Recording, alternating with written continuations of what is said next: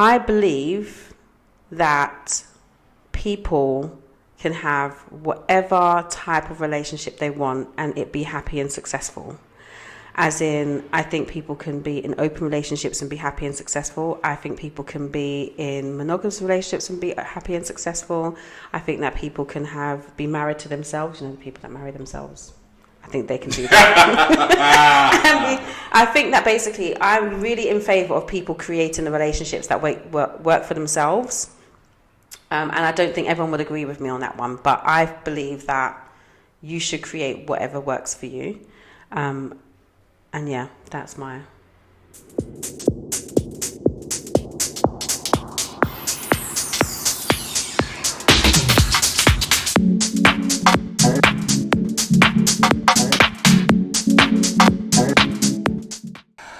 Good morning, good evening, good afternoon, whatever it is, wherever you are. Welcome back to another episode of the Couple School Podcast. We didn't make enough of a thing about it last week, but last week was episode 30. That's a big thing, episode 30. So we're now on episode 31. I'm joined, as always, by the lady of self-love herself, Charmaine Lawrence. Hi guys, how you doing? Okay, so I talked about it on Couple School After School. And we're going to play the game today. So I was going to try and be clever and pick out awkward cards for Charmaine to answer to and debate over and what have you. But what I thought would be more fun to do and more of a tribute to Bob in the UK himself would be to actually play the game as they've detailed it to be. So the rules state, rule number 1, if I can read this. Pick a card and read out the question. The other person answers the question and has to back up their answer with at least one valid reason. Rule number 2, the other person has to counter their answer. If you agree, elaborate. If you disagree, explain. 3, maximum debate time for each card is 5 minutes. We might go straight over to 5. I'm not going to be that strict on that, but there we go. Once 5 minutes has passed, it's time for the next person to pick a card and ask a question, and then repeat over it from there on. So those are basically the 3 rules. Like number 4, it says the game is to spark healing conversation within our beautiful melanated community, respect each other's opinion, and try to find a common ground based on progress and solutions. So that's it, Bob in the UK. So I suppose you have to go ladies first, don't we? Okay. Yeah. So you ready? Here we go. I'm always ready. It's fine. Let's see. What didn't you have growing up that you will ensure you give to your children? You got to go first, then I've got to agree. Oh, do I? Yeah. I felt like I didn't get as much knowledge about education and finance that I now know now. So everything that I've learned, I made sure that my kids were very aware of. So we didn't have my mum was very much like, go to school, do really well, don't let the teachers call me. I think that was every parent. Do your homework, that's it. And that was it. And so I've said this before, I think, whereas I never knew that university was just for everyone. So for me, I just didn't see it as an option for me. Mm-hmm. So I just kind of went to college, I had a bit of fun, decided, do I want to do this, do I want to do that, went to work, and then worked my way up. And I didn't do my degree until I was working in retail full time, and other people my age were part time, and other days they were at university. I was like, tell me about this university thing. And then I went and did a degree. But and I think I then started learning more about just finance and mortgages and stuff like that, savings. And I think I just felt like I didn't want my children to not have that information, especially in today's world, when it's just so important and everyone's thinking and talking about it. So I needed to make sure I educated myself and did that for my kids. No, that's such a... I know. Yeah, I can't disagree with that. You'd be wrong. What about you? I completely agree with everything you said there. I think mine is wrapped around probably the most traumatic event in my life, which is my dad passing away when I was 8. I sort of decided at that point that I was never going to have a child of mine that didn't know who I was. And as I've grown older, and I've finally started dealing with that kind of the ripples of that trauma, my main focus at the moment is to be the present dad that my kids need, or that I can be right now. And that's covers all of it, I suppose. It does cover the Yeah. sort of financial literacy side of things, but it also covers everything else. I mean, like my son called me today. He's 15. He walked into McDonald's with KFC and got kicked out. And thought it was hilarious. I thought it was funny, to be fair, but I love the fact that he called me, and that really is what I live for. Is in that respect, is being there for them to the point where they share their jokes, they share their smiles, but they also share their commiserations and the bits that annoy them, and being able to be that advisory. And that's the bit that I really lacked in my world growing up, was that it was just me. It was whatever decision that I made at that point, and the fortunate friends that I had around me. Like, I've got a lifelong friend of mine, Wayne Jordan, and we have basically raised each other in terms of the male advice from one to another. And I was blessed with having him passed over to me at such a young age, because it helped me not make absolutely disastrous decisions as I could possibly have done. So I think my main thing really for my kids is to be the dad that they deserve to have. Yeah, that's the main thing, and it does cover the whole financial literacy thing, because I think that's a major thing as well. Because I'm still making financial mistakes right about now, so I'm just trying to make sure my kids don't follow suit. Really. Yeah. So yeah. Okay, cool. So that wasn't really 5 minutes. Oh no, it was sort of just about. Is it important to tell people I love you, or is that a Western ideology? I think it's absolutely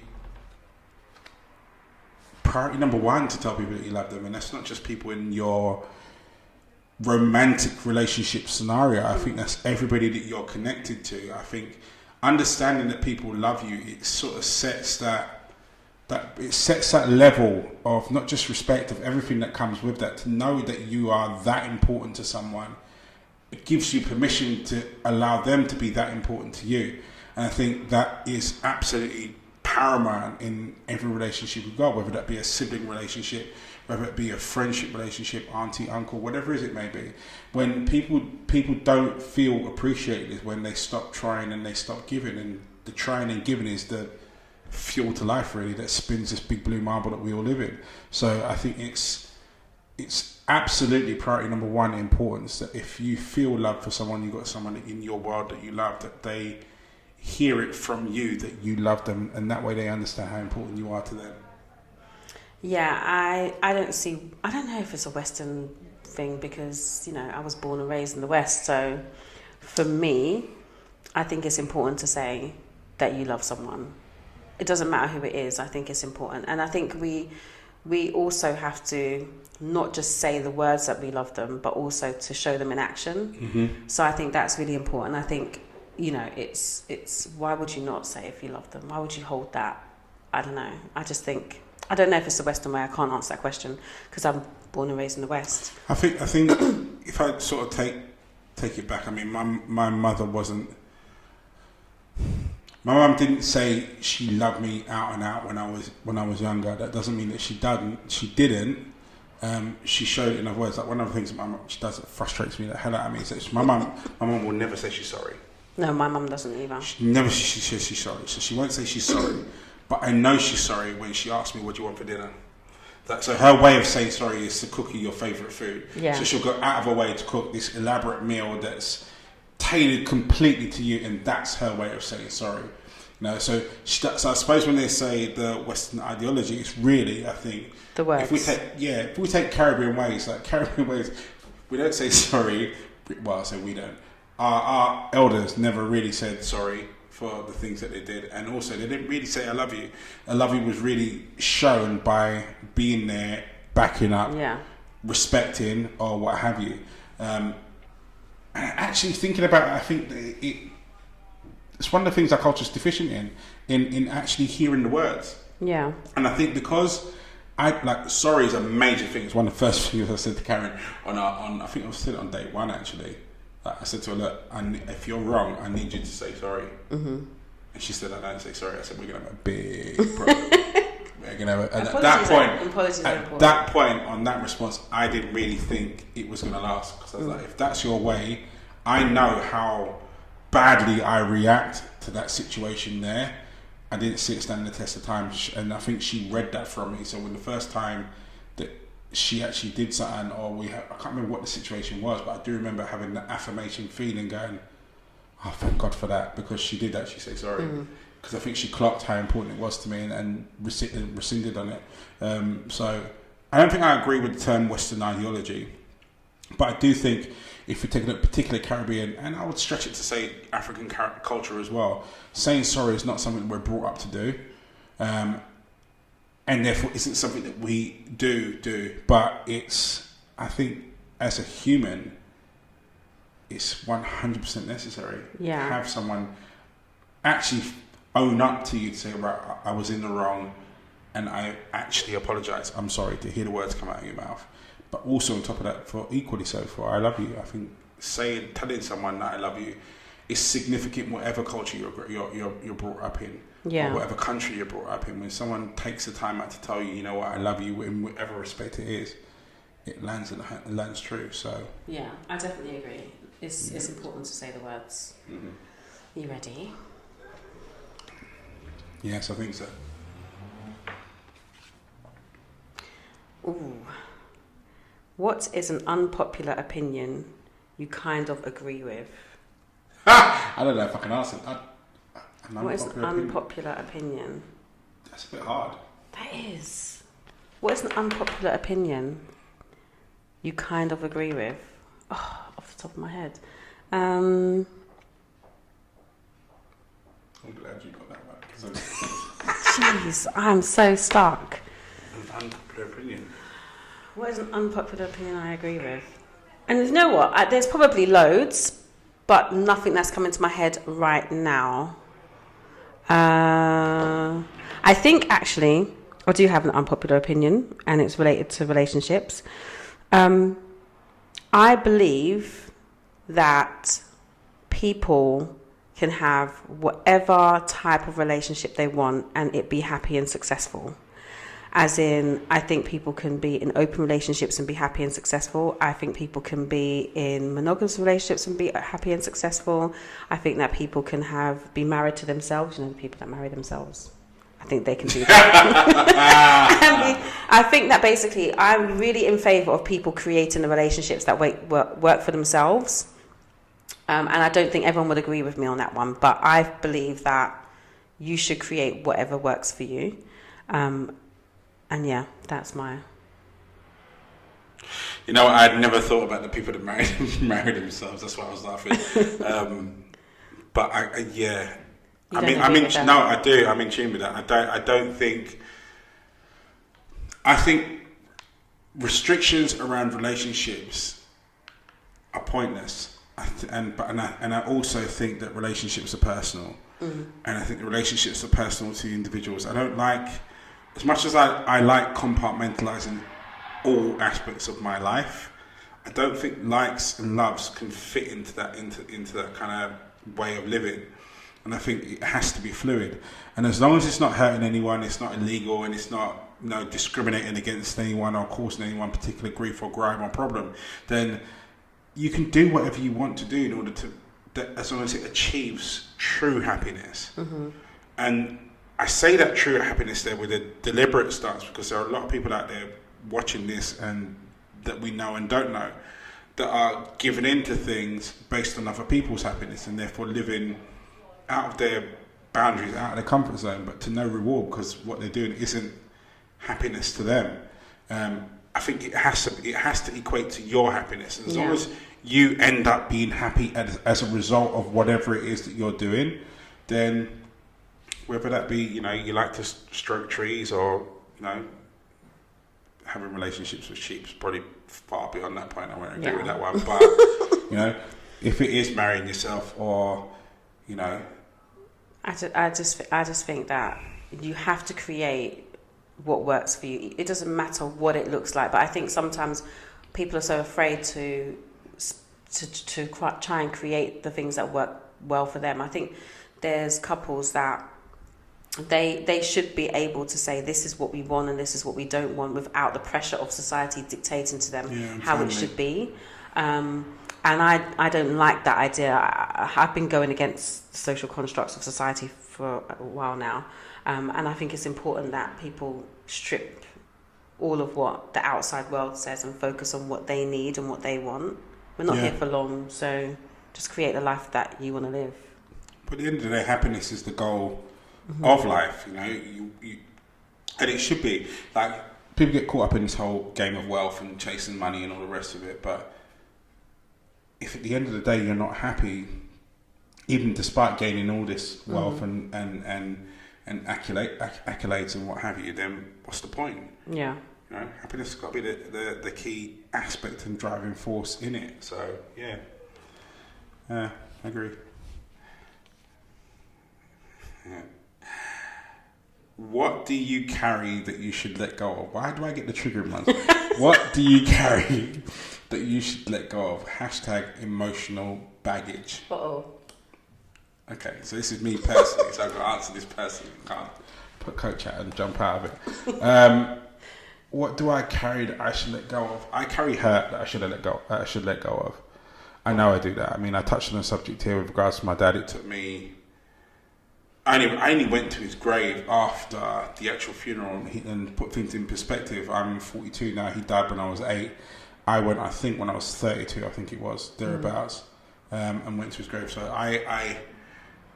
when I had my... and it's not a mystery, like friends of mine, they gathered me for my 40th birthday. And I openly said to them, like I said to a lot of friends that I've been friends with for years, I said to them, I didn't know you cared. You know, I hold on. I know that I harbour stuff.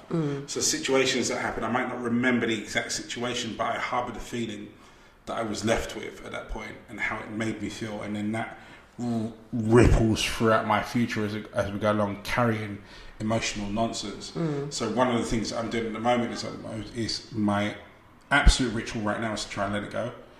Number 2 rule is to discuss at the time. So when someone does something or says something that I disagree with, rather than saying I'm okay, saying actually I'm not, and I didn't really appreciate the way you said that, or I didn't really understand that, or whatever, to prevent me adding extra stuff to the bag.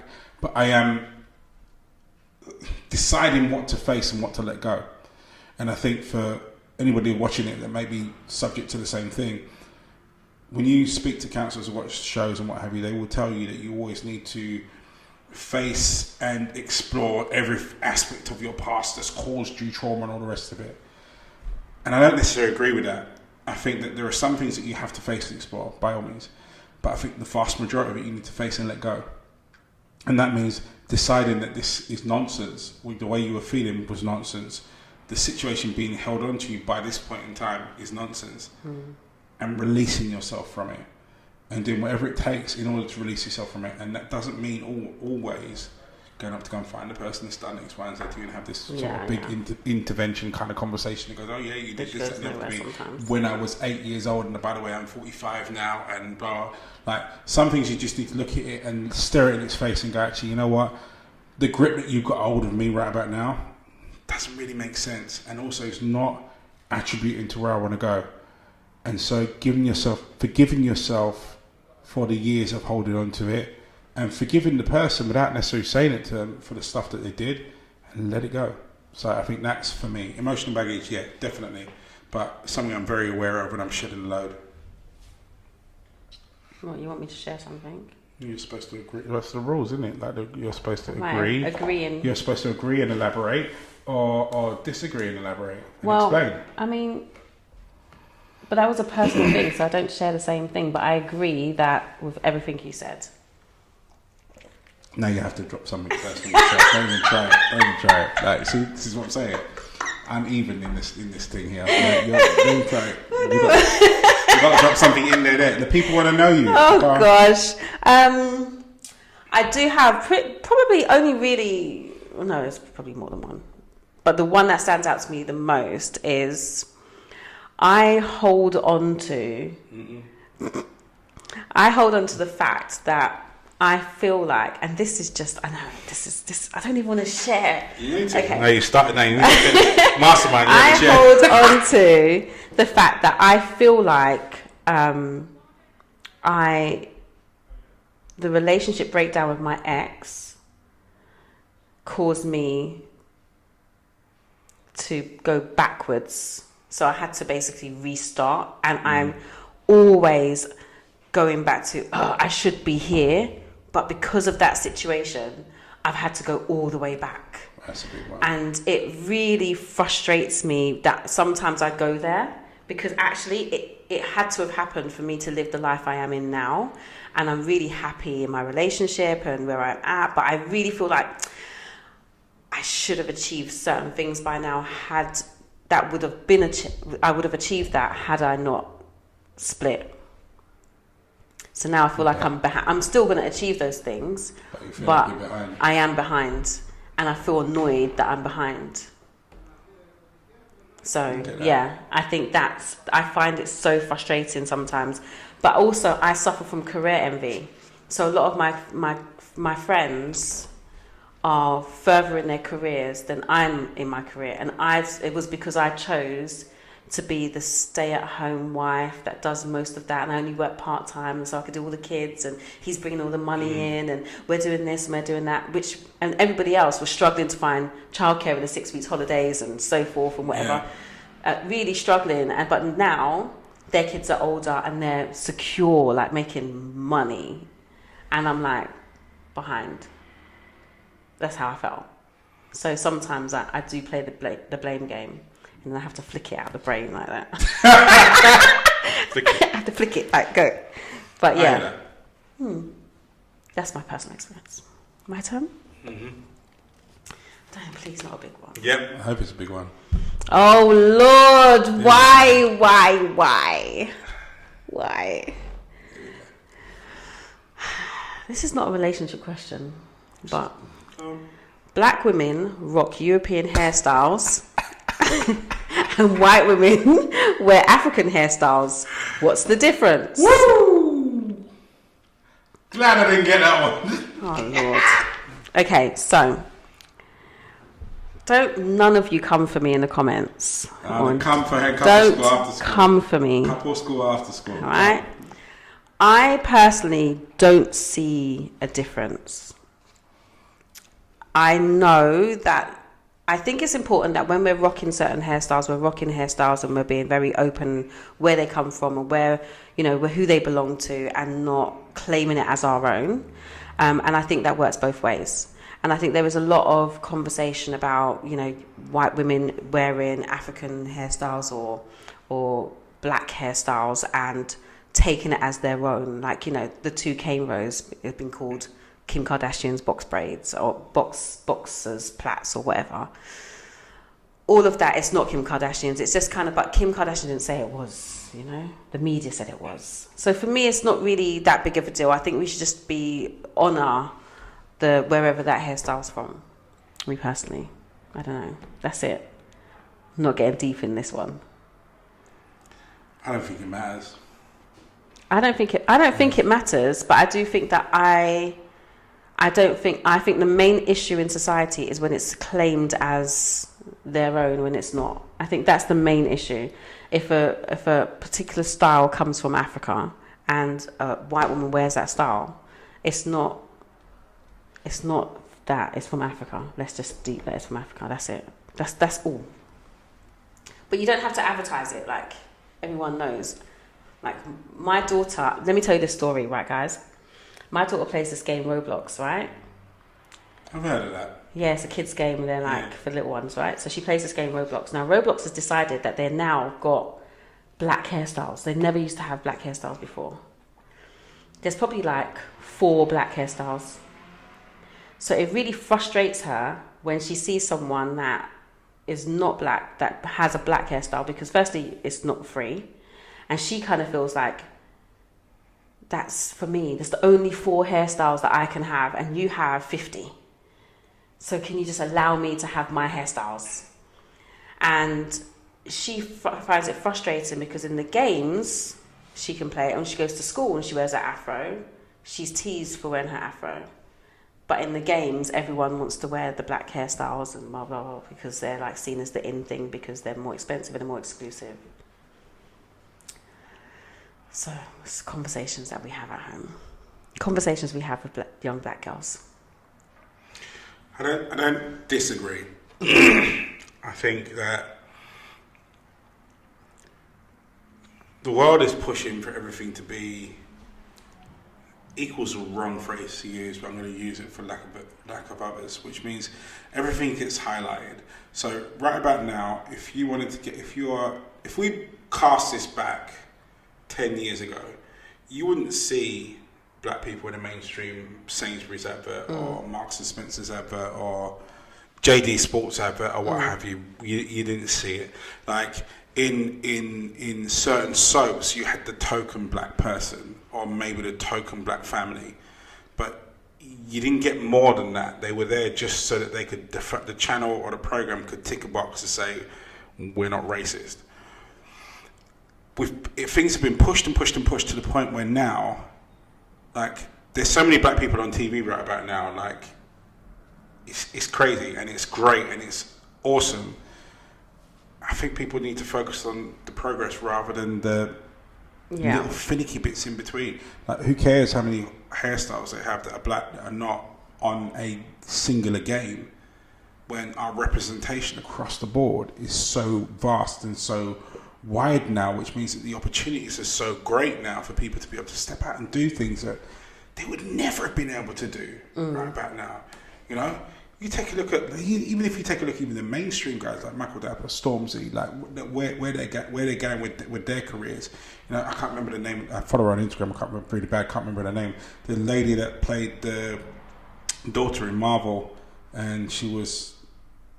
I'll have to dig around it. I'll put it in the comments. Yeah. But like, there's so many opportunities right about now that have evolved and been created because we've fought this oppressive line for so long. Yeah. I think now what we need to do is to start, rather than fighting with the past, I think we need to be arming ourselves with the present and celebrating where we're at and allow that praise to open further doors and allow that celebration to move us forward. Yeah. You know, it's like, I think that, let's say for argument's sake, with Karen likes to watch a lot of the movies that illustrate slaves and so on. I can't stand to watch them because I look at it and go, that for me, that's not my present. It's certainly not what I picture as being my future. It is a point of reference to the past that I think needs to be learned and understood, but it's not something, the feelings of which I don't think have any place in now and moving forward. And I think from where we are now, particularly dictated by our skin colour, race, whatever label you want to put on it, our opportunities lay in our ability to go, okay, let's celebrate what we've got and let's move with positivity based on where we are now to where we'd like to be, because there are so many people represented in so many different areas, business, travel, real estate, like financial world, like we're now actually literally everywhere. Yeah. But by our own accolade, not on any sympathy kind of vote, we're there by what we've done, what we've created, what we know and what we're able to do.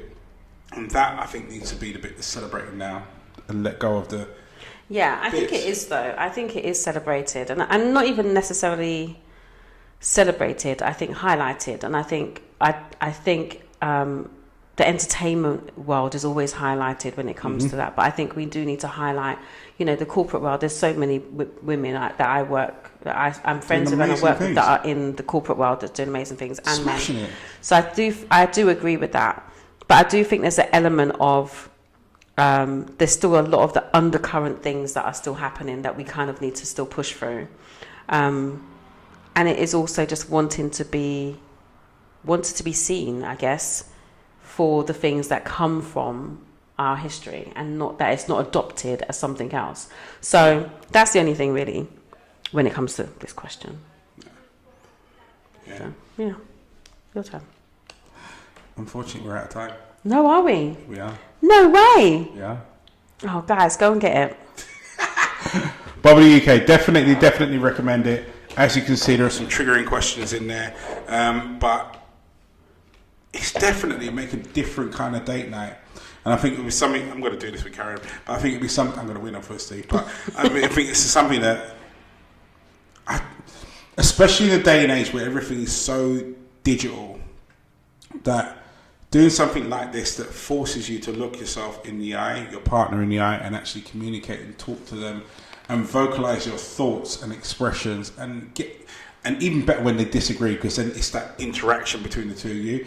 I think it's essential because I don't think there's enough of it. Yeah. I don't think there's enough of it at all. So yeah.